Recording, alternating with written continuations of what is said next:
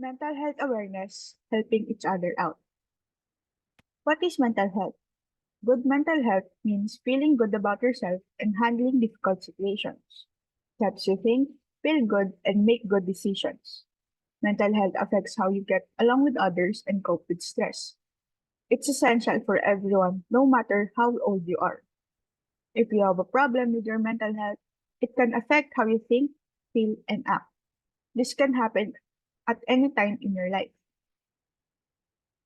What is a positive mental health? Positive mental health means feeling in control of your life, dealing with stress efficiently, being mentally healthy, focusing on work, and being optimistic about life events. These are some ways to maintain positive mental health.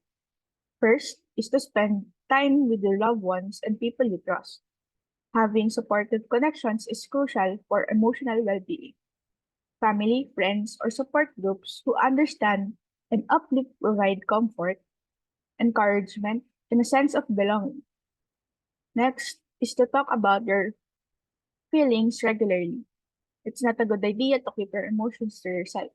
It can cause stress, anxiety, and even depression over time.